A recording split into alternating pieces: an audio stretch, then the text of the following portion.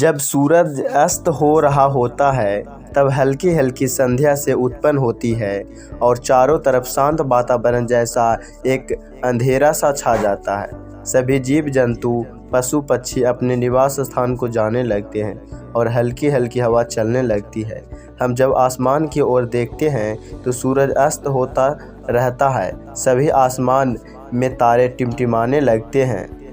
कुछ तारे अत्यधिक चमकीले होते हैं परंतु कम चमकीले होते हैं। अधिक चमकीले वाले तारों पर हमारी नज़र जल्दी पहुंचती है परंतु कम चमकीले वाले तारों पर हमारी नज़र बहुत कम ही जाती है। इसलिए हम उन पर ध्यान नहीं दे पाते और उनकी सुंदरता फीकी पड़ जाती है। परंतु उन सब में एक ऐसा तारा होता है जो अधिक चमकीला होता है, जिसके आने से पूरा आसमान जगमगा जाता है। वह इतना सुंदर और चमकीला होता है कि उसके जगमगाते ही लोगों के चेहरे पर खुशी आ जाती है। उसे हम स्वाति नक्षत्र के नाम से जानते हैं।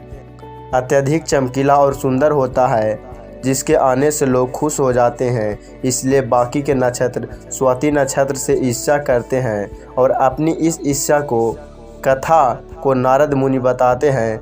नारद मुनि उन सभी तारों को समझाते हुए कहते हैं कि देखो, जो सब्र करता है उनकी कीर्ति संसार में होती है।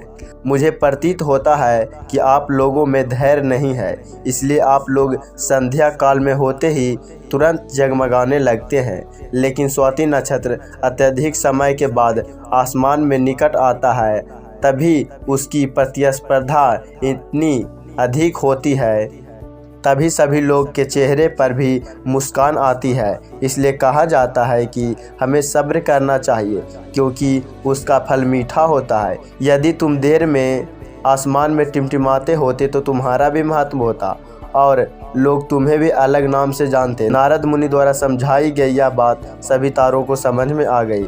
सब्र का फल मीठा होता है, यह सब जानते हैं और इसे हम लोगों ने महसूस भी किया है। मैं हमेशा अपने कार्यों को पूरा करने के बाद उसके परिणाम का इंतज़ार के उतावला हो जाता हूँ या फिर आने वाले कार्य को पूरा करने के लिए उतावला हो जाता हूँ, जिससे मेरा आने वाला कार्य बिगड़ जाता है। परंतु ऐसा नहीं करना चाहिए। मुझे सब्र करना चाहिए उस परिणाम का या उस आने वाले कार्य का, जिससे मैं उस कार्य को अच्छे से समाप्त कर सकूं और उसका परिणाम भी अच्छा हो। हम जानते हैं जल्दी में लगाया हुआ निशाना हमेशा अपने गोल से बाहर जाता है। हमें धैर्यपूर्वक उस निशाने को भेजना चाहिए, तभी हम अपने जीवन में सफलता मिलेगी।